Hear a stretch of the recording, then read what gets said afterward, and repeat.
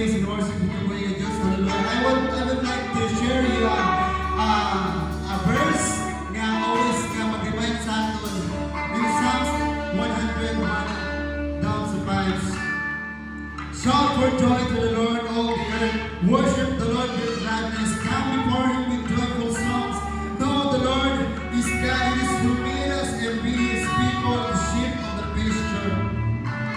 Enter His gates with thanksgiving, and His courts with the praise of thanksgiving, to praise Him in His name. For the Lord good, and His love endures forever. His faithful words are true of generation. Hallelujah! Yes, Lord! Praise His very words. Hallelujah! Hallelujah! Hallelujah! And now, church, hallelujah!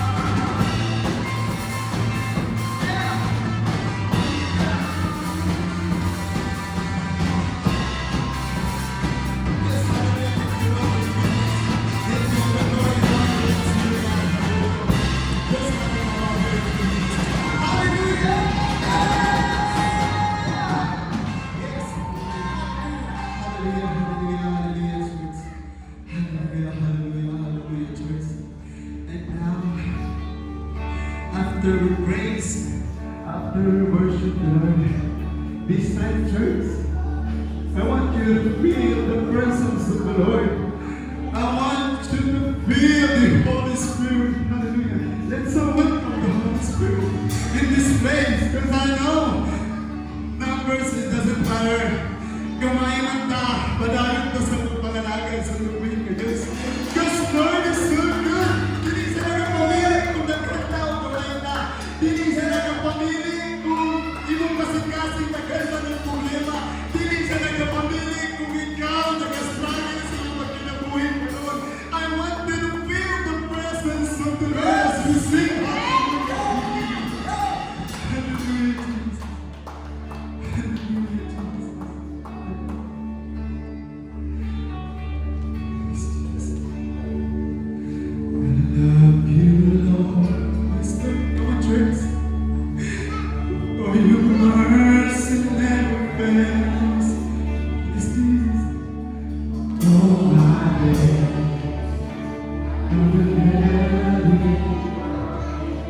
Isipin niyo, from the moment we wake up, yes, Jesus, until the late night,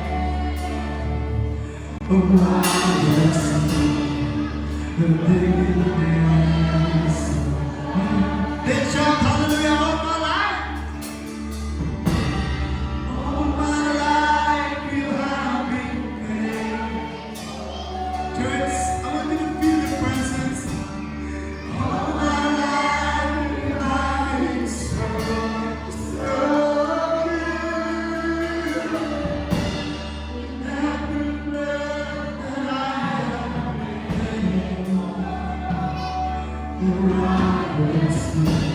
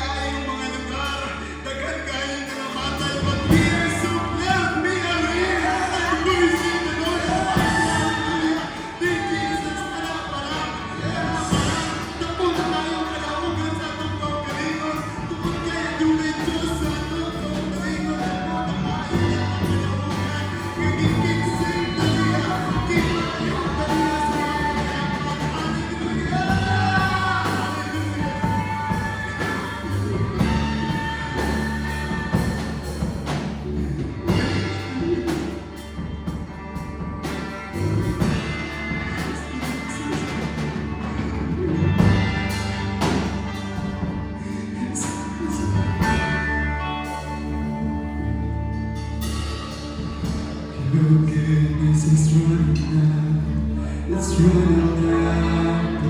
Come on, church. I want you to sing below your heart. Your goodness is running out. It's running out. Hallelujah. Your goodness is running out. It's running out. Come on, church. Hallelujah. Your goodness is running out. It's running out. Hallelujah. The lights went down. It's raining down.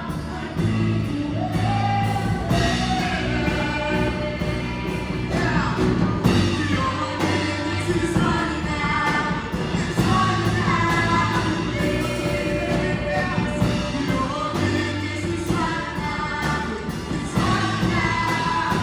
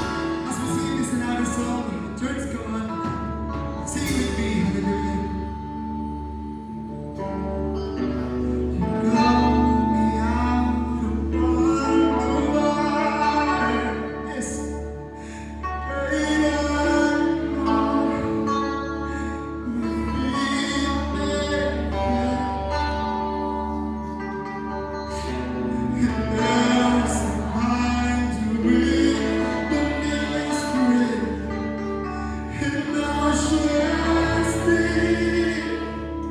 My faith will stand. Come on, church, hallelujah.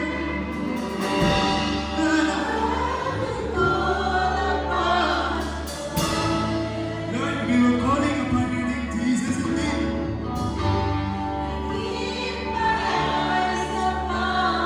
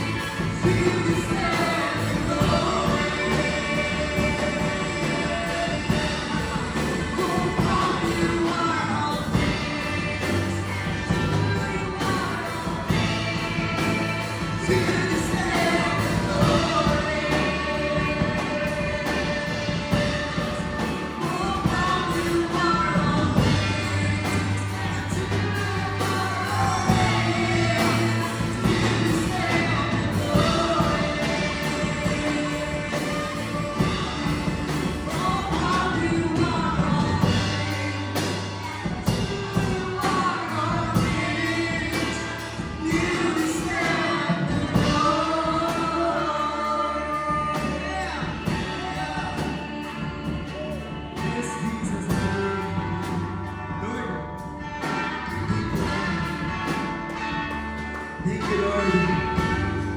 Thank you sa pinagkanan kami ang kumanang. Thank you sa paghatag, sa pagliyok, sa katapusan na mo ang kinabuhi. Amen. Lord, kanina kaming tanan na Lord, nag-worship na nasingit sa iyong buhit nganalan. Tungod kay kaming tanan, uhaw, Lord God, sa iyong worship. Lord, wala ko kamalo sa matang problema, sa matang usakan na ako, wala ang dili karon. Apan Lord, ako kinasapit ka nito in the name of Jesus. Wala ka ng Lord God, hallelujah.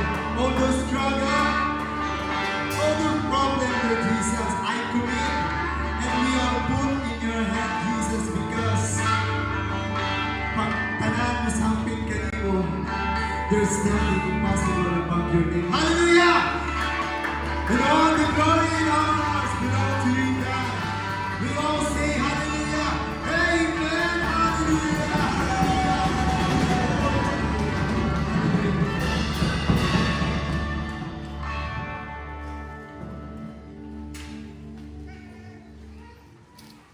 Praise God. Hallelujah. Sino na-bless? Karon sa kapag-takot.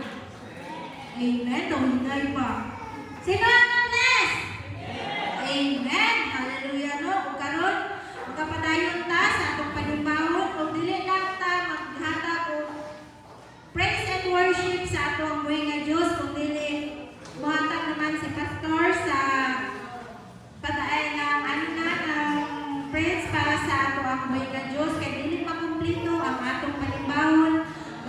Kung praise and worship lang, kung dili makumplito yun ang ato ang panimahon sa paghatag sa atong buhay nga Diyos. Paghatag sa pulong sa atong buhay nga Diyos. Kaya ihatag ni Pastor Ray Barbosa. Ugyakan ako ang panahon sa iyano. O ang ato galing ang kabataan.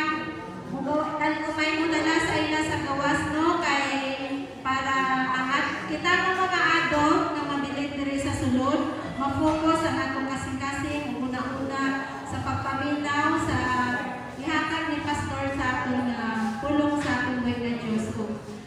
Karon ng panahon, akong ihatag ng tanan sa kay Pastor Ray Barbosa.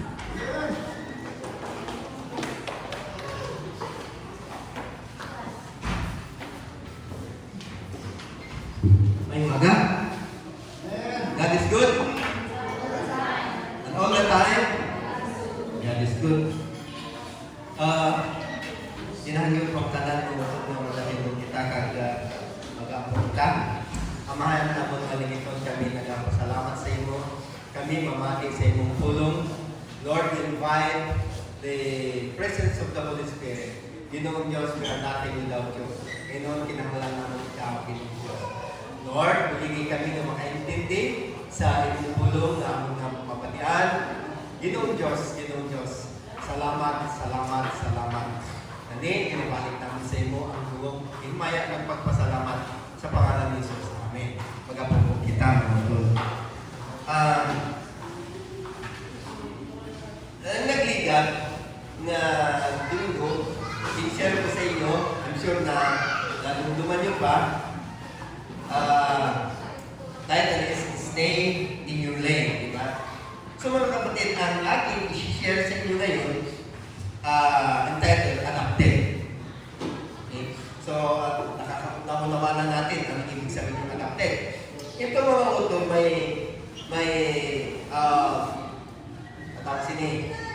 kalabutan sa legal rights, cartiers in the kingdom of God. Yung ano ba? Tagapagmana. Ayun. So, ang text natin makikita sa Romans chapter 8 verses 1 to 12. Then Colossians chapter 2 verses 13 to 15. Then Ephesians chapter 1 verses 3 to 7 and Hebrews chapter 4 verse 16. Ini siya ang idea niya ni nga message kaya ang tao in Christ we are moved from contemplation to sonship. Ano siya? So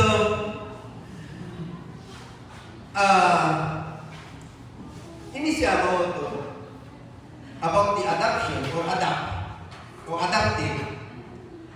Bisan pa man sa human, dili sa aton nga sistema ng panggobyerno, kung ikaw mag-adapt sa isa ka bata, so may ari din sa paper. Sa tubangan sa Diyos, mga kapatid, tungod kay New Testament naman takamo, ang dati nga rights nato, dati nga Waipulus, hindi natakot din. Subok kay sa una, Old Testament, condemned ang tao. Okay? So, una ang atong nga pag-studyhan, your own legal standing, guilty, and condemned. So, sa una, mga kapatid, talagang ang tao, condemned. Talagang may kaparusaan. May kapalang kaparusaan. Talagang wala kasing grasya. Okay? So, tingnan natin dito sa Romans chapter, di na tamagbasi, Romans chapter 3, verses 23. Diba, sila niya nila?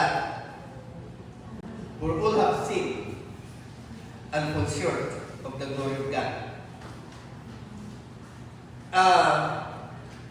So, kung silingon sila, kung sin gani,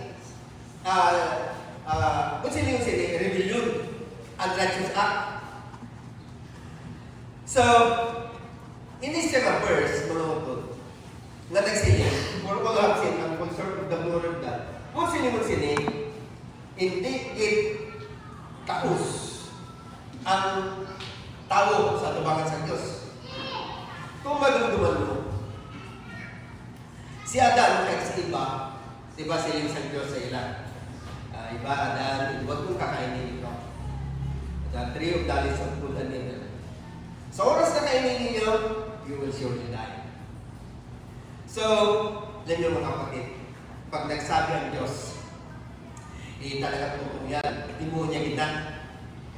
So, hindi si Adan kag si iba, nagsupak sila. Hindi sila nagtuman sa ginhampan sa Diyos. So, nagsupak sila, napatay din sila physically. Ang kahimtang niya sila kamutod, napaparibala sa ilamot kung nakamoy yung inggamot mo, ang iya nga kinabuhi aral sa lupa. Amo na isa. So, pagkamot mo, kita mo, Kristo lang gihapon. Pero patay na rin siya. So si Adan at si Eva, although nakabot sila sa more than 9 years, pero patay sila. Tungod sa sala. Everyone sin. For all have sinned and fall short of the glory of God. Pero, dili mga kapatid. There is Romans 8:1, sila niya 3. There is therefore now no condemnation for those who are in Christ. So, no condemnation, those who are in Christ. Kaya mga kapatid, tungkol sa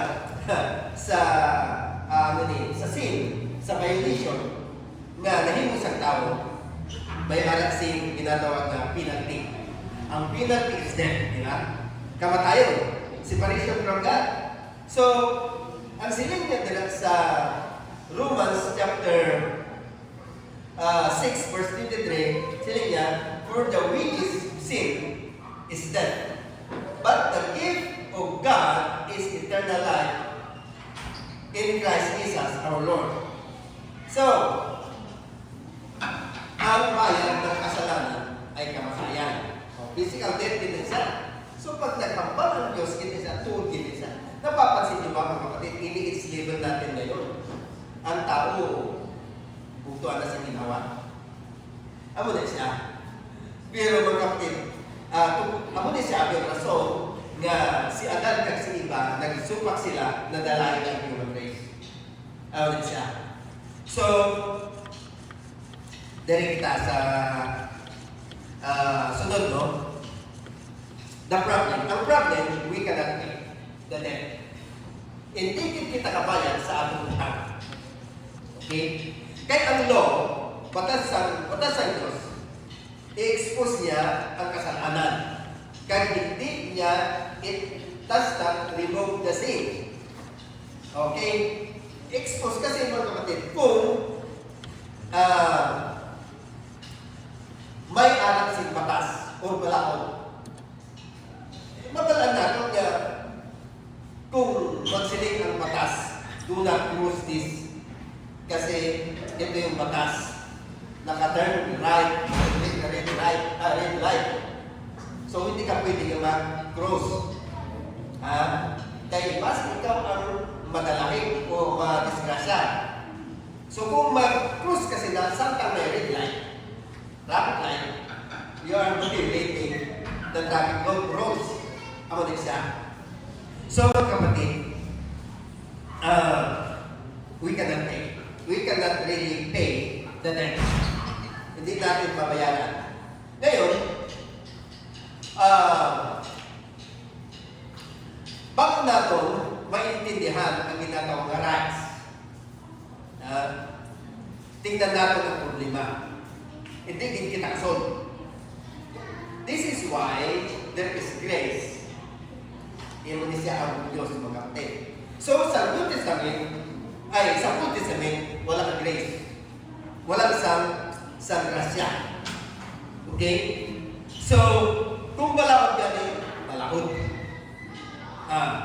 So, kung nakita natin mga kapatid, ang pinapatuman sa ito, kay balaod nga kung sino ang magbaylan sa balaod, may kaukulang karusa.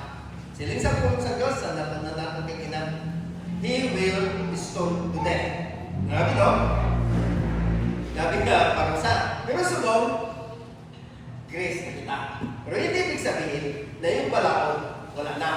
Ang balaod sa Diyos, anak pa lang ihapon. Pero wala na, ikaw palang parusa. Kasi andyan ang grace. Sabi ng Diyos, if we confess our sins, He is faithful and just to forgive us our sins and to cleanse us from all unrighteousness.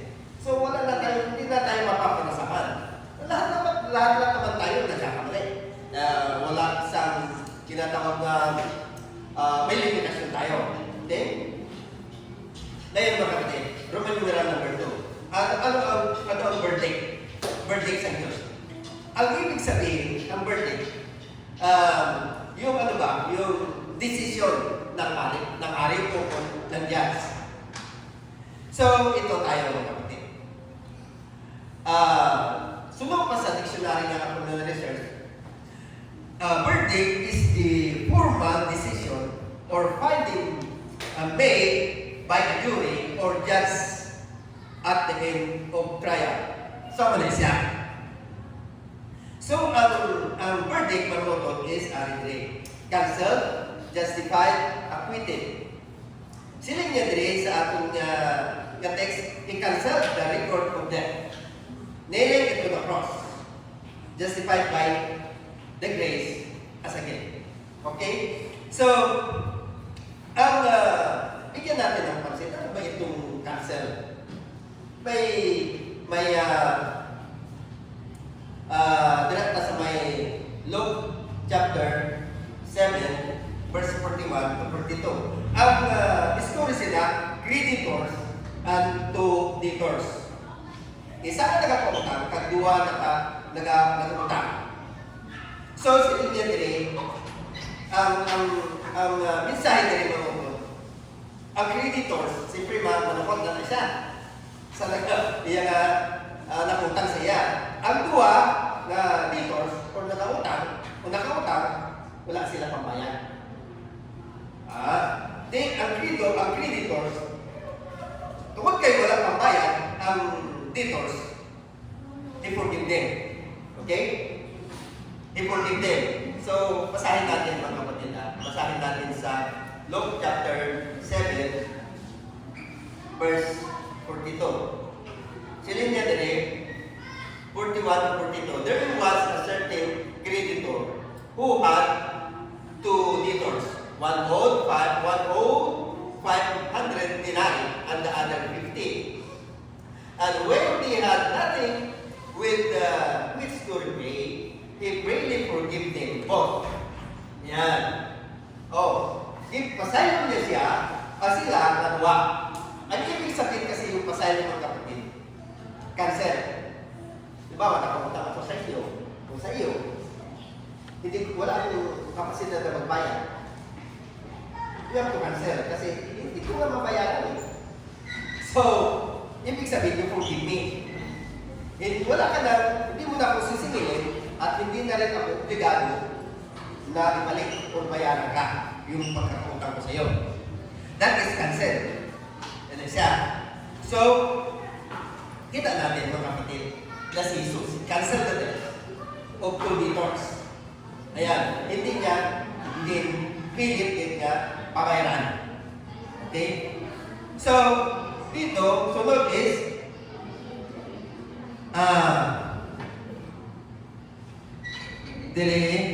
justify.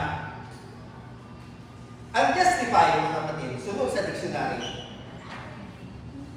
Justification is a legal declaration by God where He pronounces a believing sinners to be righteous, innocent, and fully acquitted of sin.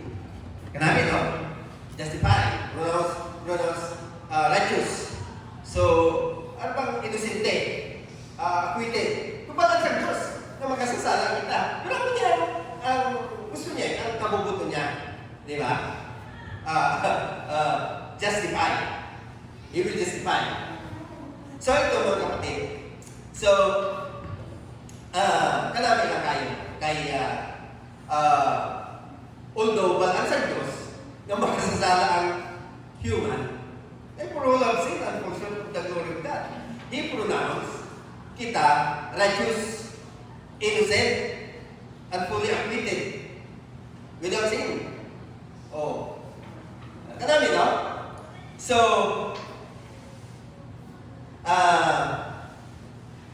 dilit na sa may ikatatlo, acquit. Ano ibig sabihin ng acquit? So, sa silinga, sa Bible, to acquit means to formally declare someone not guilty, innocent, or free from blame and legal obligations. Kanami, no? So, walang sa Diyos kung kasasala ang tao, pero amo din ang kabubuton sa Diyos. Now, He will cancel the debts, He will justify, He will justify us and acquit. Kanami, no? So, mga kapatid, ito yung dapat malaman natin na ito yung mga tawag yan, yung legal rights natin. Wala sing iba na naghatag sa legal rights kundi ang Diyos. So, arin natin, pinatungan na nato. So, dili sa sunod.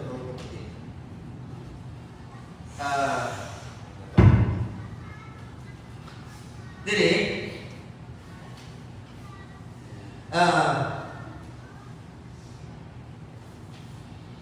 dito sa may number 3. So, Roman numeral number 3, your new legal status. Ano kaya yung new legal status na? So, adopted sons and heirs, tagapagmana. So, adopted na kita, and hindi lang adopted, kundi tagapagmana. Dami, no? Tumutot. So, siligna 3. You receive the spirit of adoption as sons. And if children, then heirs. Dami, no? No. Karon, bago kita magpadayon sila, ang kita nga adopted sons, may ara kita, mga tagapagmana kita, may ara kita hindi siya unglaw na utod. Sa ginhatag sa Diyos na ikaw, heirs, ay tagapagmana ka din. Dili sa, bago kita ipadayon din mo,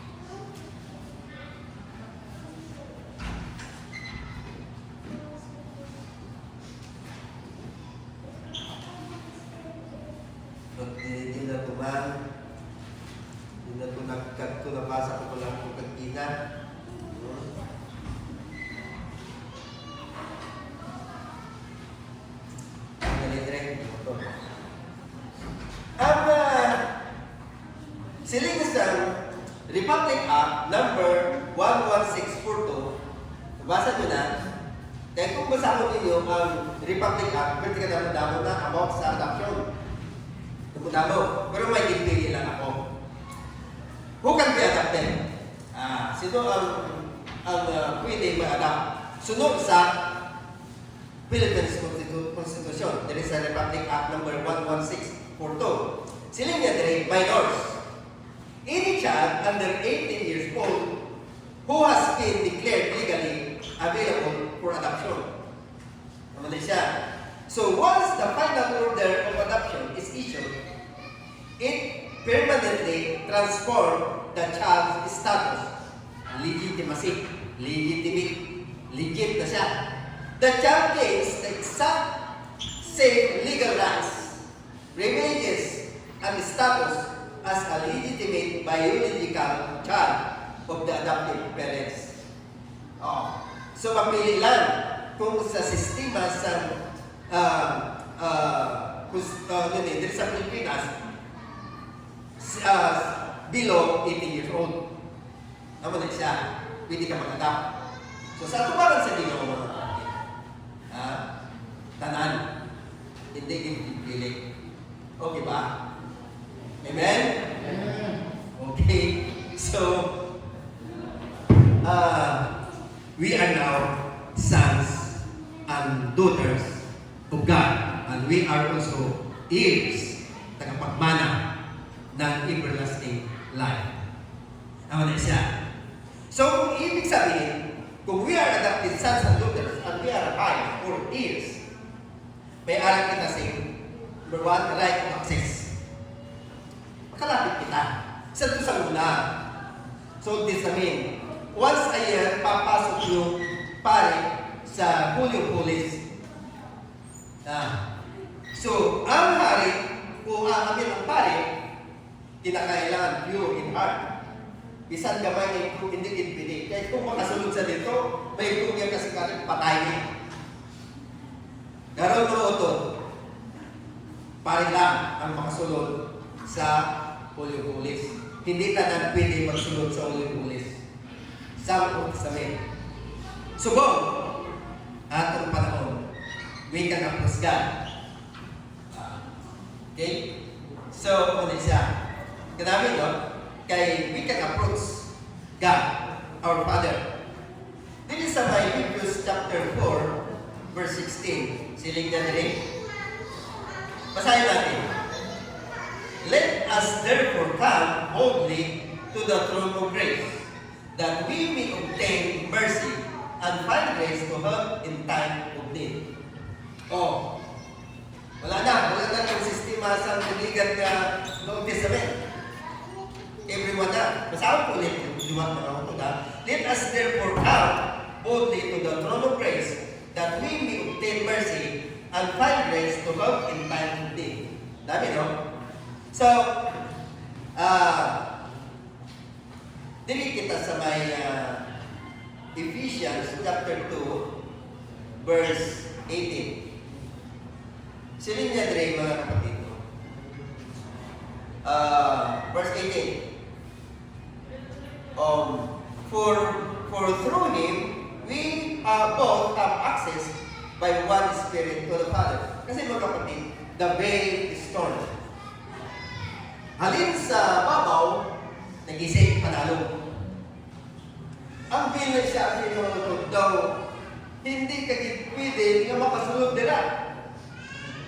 Tungkol exclusive lang ang palit na makasulog.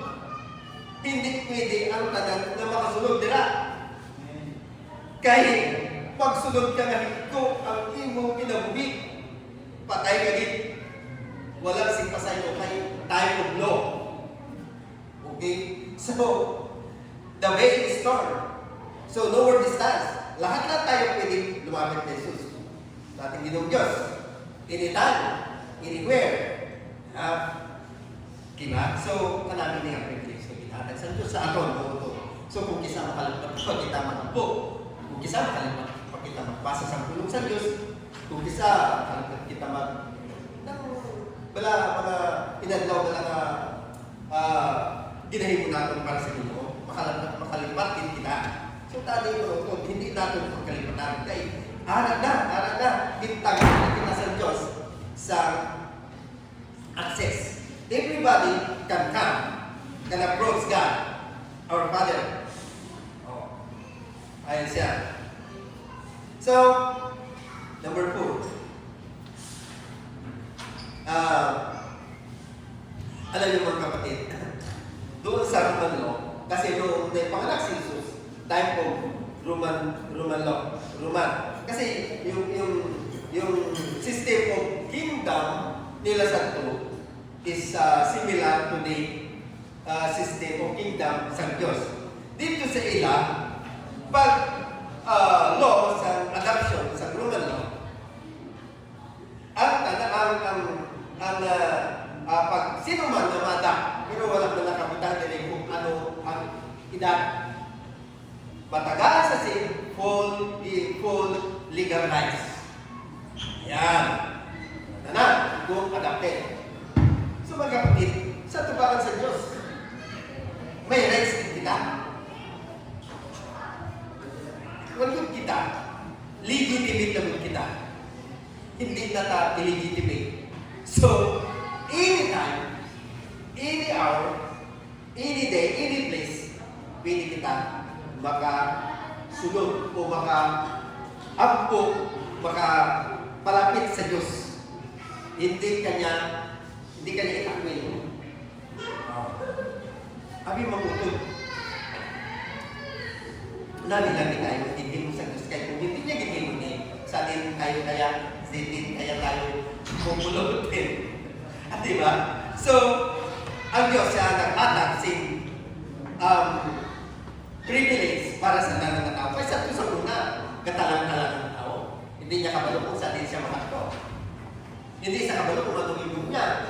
Nagpagusto sila kung sino-sino ang ilang kalagaran. Kahoy, bato, bulan, adlaw. So karon, mangutod. Ang Diyos, ginhatag niya ang iyang tungtungan. Di ba sila niya sa John 16? For God so loved the world, that He gave His only begotten Son, that whosoever believeth in Him should not perish but have everlasting life. Oh, grabe no? Ngayon, mga kapatid, dito tayo sa Roman numeral number 4. How to live out your legal rights. Yan. Papaano? Kasi, we are no longer under the law, but grace. Yan. Okay? So, ito ang mga kapatid. Noong unang saan nag-umpisa si Jesus sa iyang ministry, pasahan natin ako din. Tagaan natin sa importansya. Sa John chapter 8, verses 3 to 7. Kasi mga kapatid, saan nag-wali si Jesus? Sila niya din. Unahon na din sa verse 1. Sa chapter 6, sa John.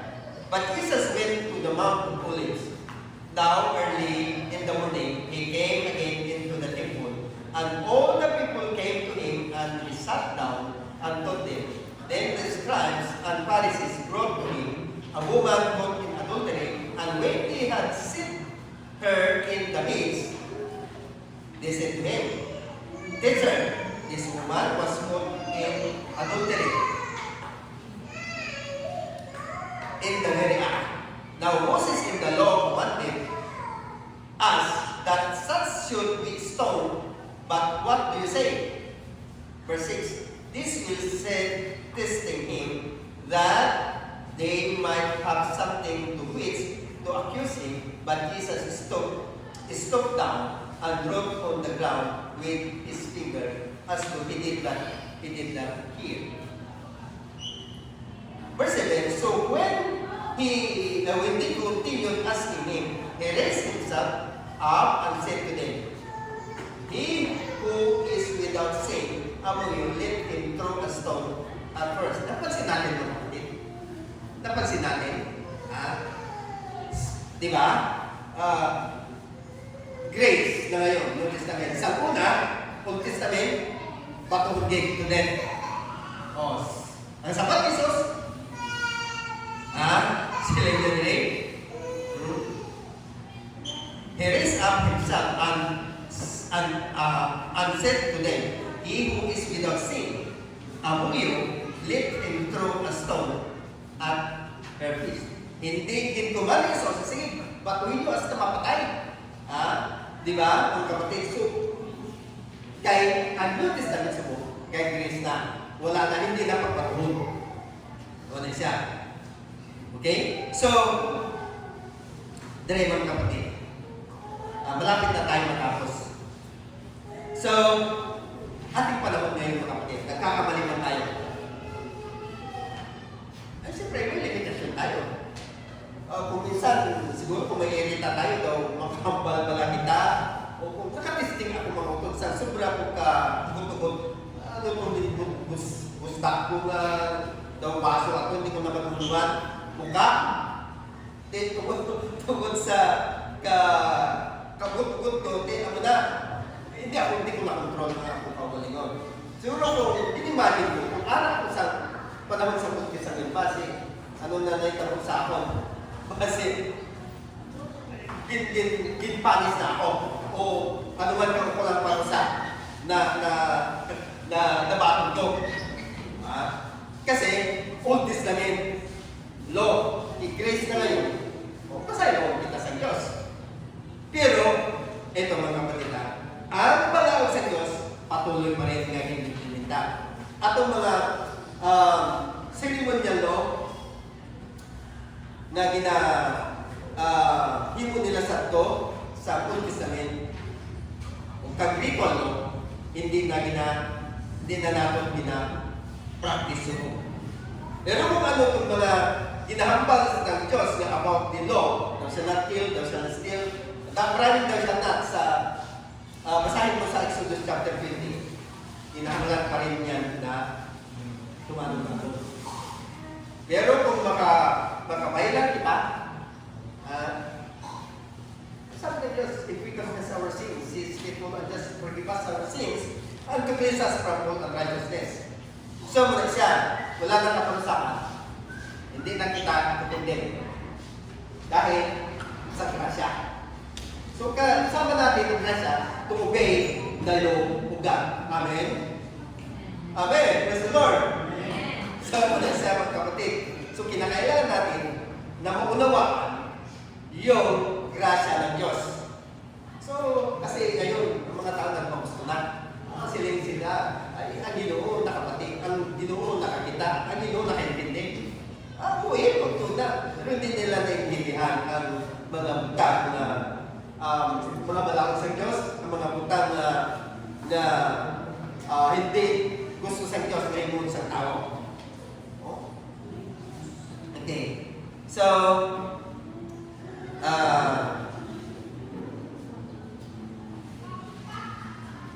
okay, mga kapatid, sa ano na tayo, last na, nilinata sa last, use your access to draw near, okay? Kasi mga kapatid,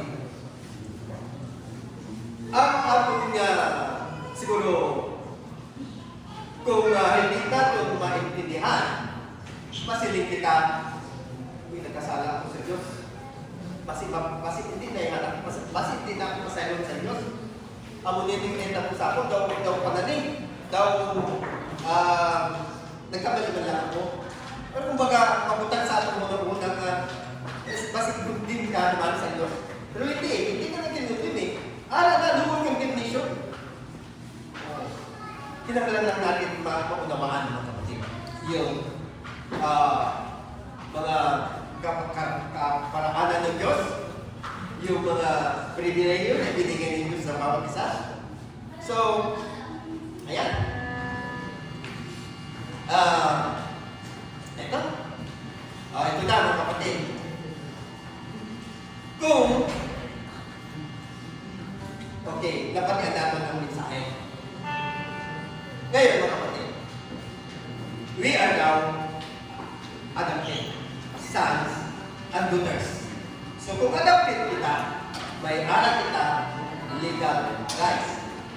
are heirs in the kingdom of God. Tagapagmana. Kapatid, okay lang pa sa inyo. Amin ba? Hello? Okay, mga kapatid. Adopted, sons and daughters. Wala na condemnation. In-cancel na ang ating kasalanan. Ginugin na kita. In-justify na kita. In-acquit na kita. In-ampun ni Jesus sa krus ang talantanan niya kasalanan natin.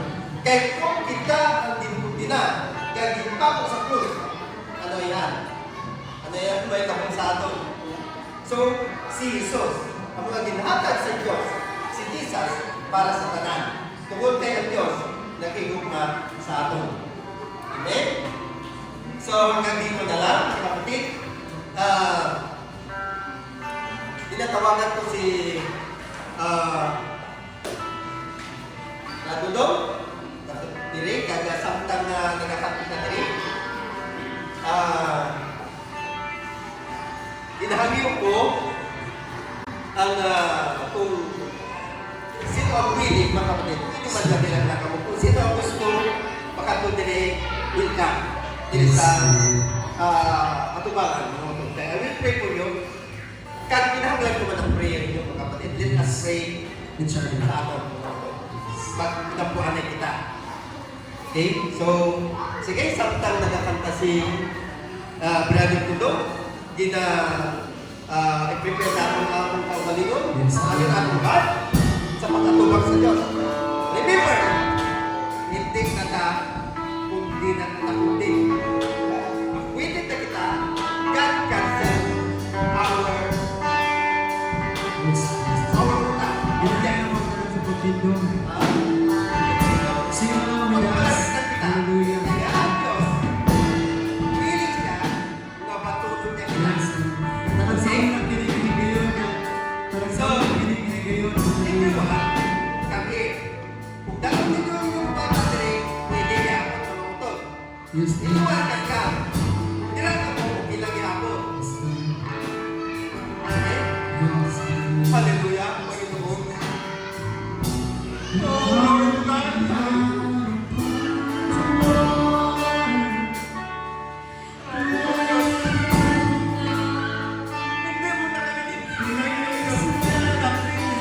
Yes, Lord, thank you. Hallelujah.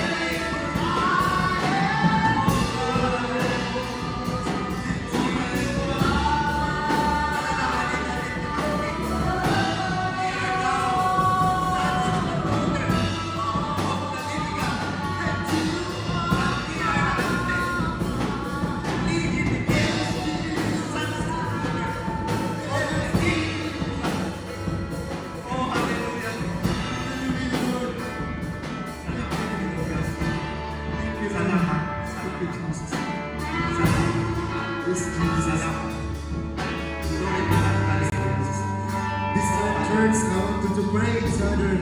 Di lang kami ang mag-pray para sa inyo. Pray po ninyo ang ating pastor. Pray ninyo ang ating na building. Lord, dili ka ma-destroy sa kaaway. Hallelujah. Hallelujah. Church, minsan lang ini ang pribilehiyo. Hallelujah. Lord, come on, church. Salamat. Salamat, Panginoon Diyos. Jesus. Salamat, salamat, salamat. Salamat. Salamat. Hindi pa kami tapos, Panginoon Diyos, sa iyo, Ama. Pero, you cancel our death. You make us righteous. And you make us innocent. Hallelujah. Maraming salamat. Hallelujah. Maraming salamat. Maraming pong salamat. Palakpakan natin ang Panginoon. Sige, balik ko sa ating sing.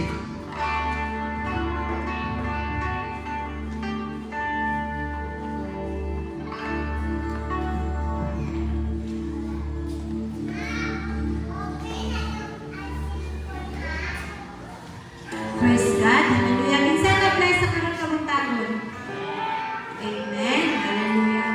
O karon no, ato naman ta sa ato ang tithes and offering. O ang magahala ko gawin sa atong Buena Diyos, si Brother Rodo. O dali kami ang music team fund para sa music team para kung halimbawa may makuha sa mga gamit sa music team, dire ko ang fund sa music team. So, dire ang tithes and offering, dire ang sa music team. O karon kaya kung yata ang panahon sa kailangan mo.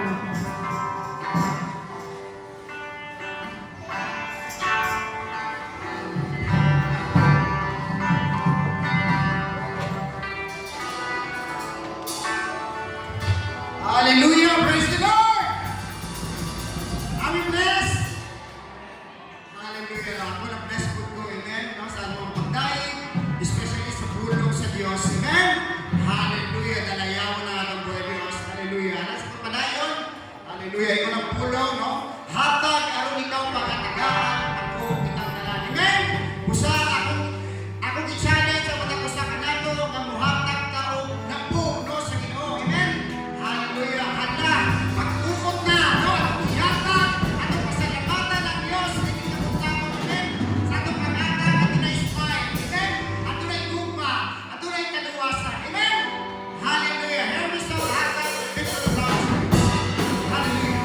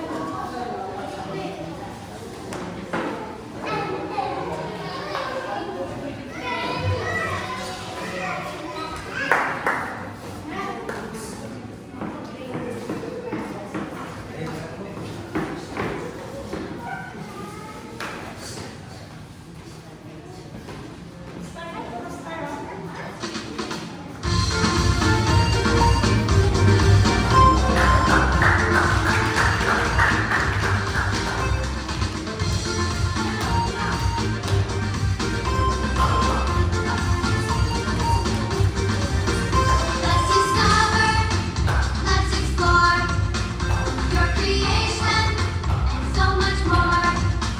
It's exciting, can't wait to see what you have in store.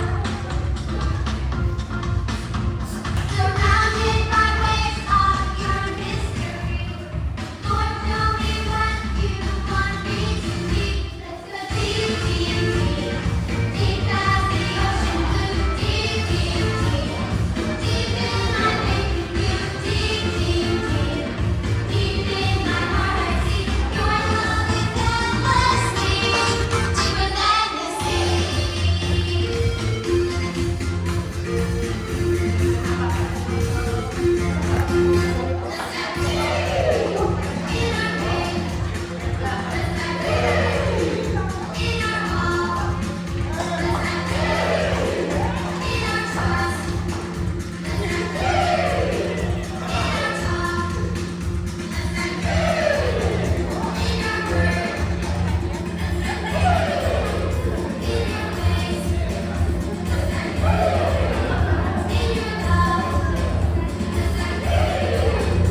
every day.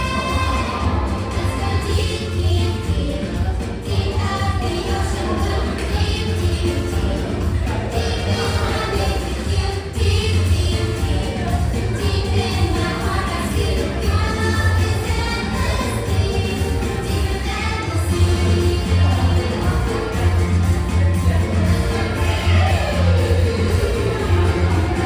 than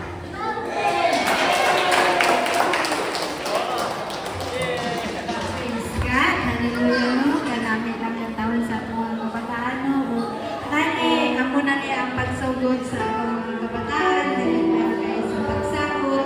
Kung dili hangtod nga magdakop sila, ganamiton sila dili sa atong simbahan, o magalangit sa pagbuhay ni Diyos. So, karon, ako miyata ang pag-ampo sa atong tithes and offering kay Pastor Renny.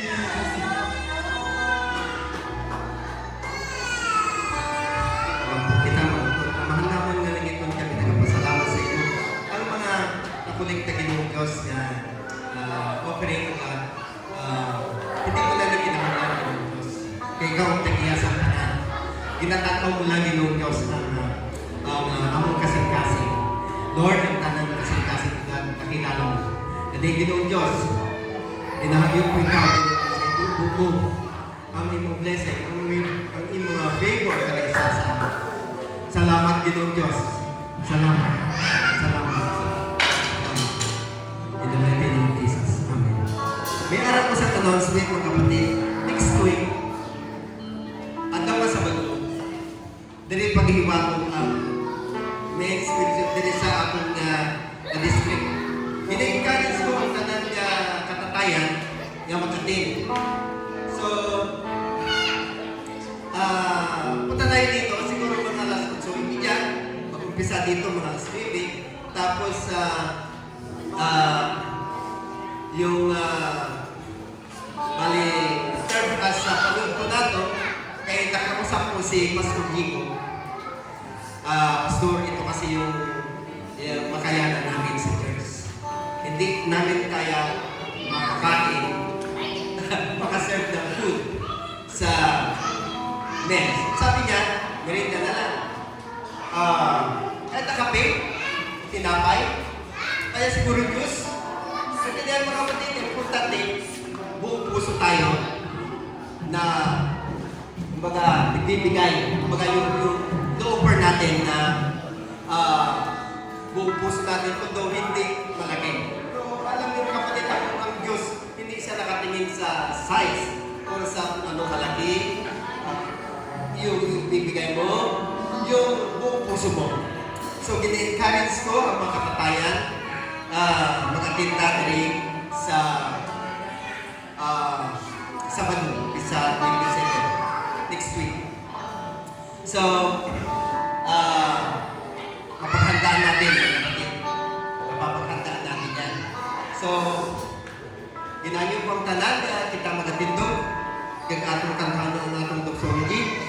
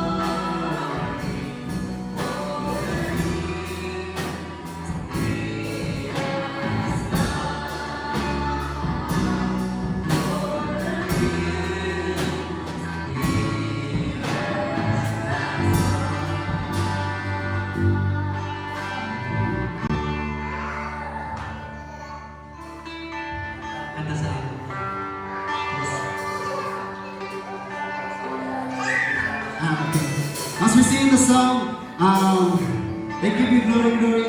Ginanya ng mga tanan, mga kamusahin ng tanan. Atong i-welcome ang mga sa nato. Hallelujah! Ayan! Yes, Jesus!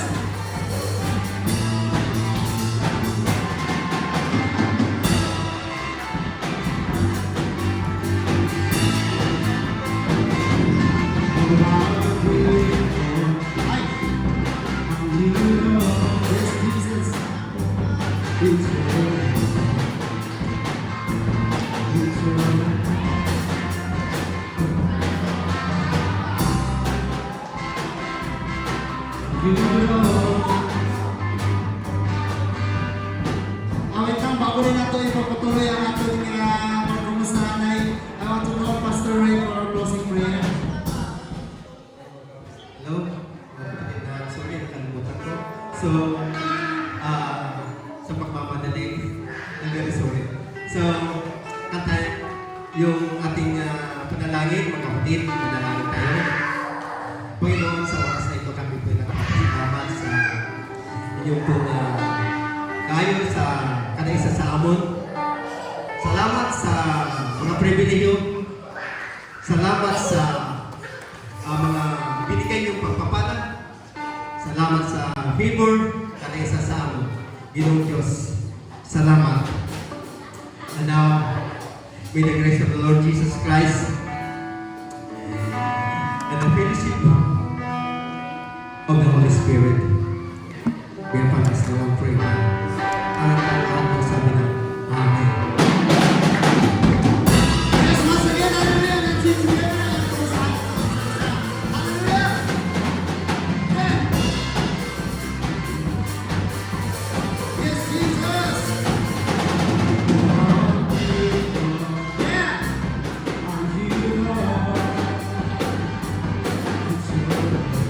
Yes, Jesus!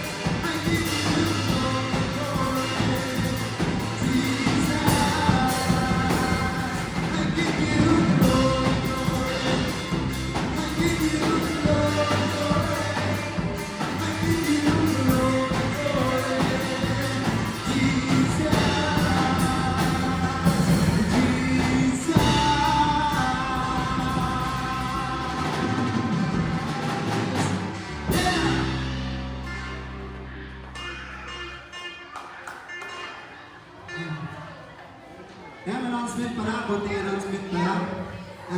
Meron po tayong cottage prayer, mamaya. Gusto po namin imbitahin na sa inyong bahay. Kung pwede naman po, sa bahay niyo po ang cottage prayer, mamaya po. 4 p.m. 4 p.m. 4 p.m. ba the time? Pwede? Mamaya sa kanila. 4 p.m. 4 p.m.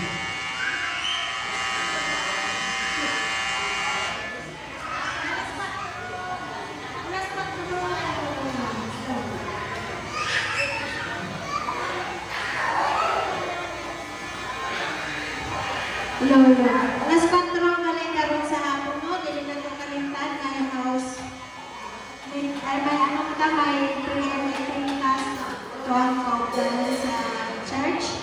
Alas 4 sa hapon mo. Kinsa to available, pwede siya magtanay. Magtanay ko na makatulog ko sa ila. Mag-chat-chat lang ka sa GC kung di ka mag-book karon alas 4 sa hapon.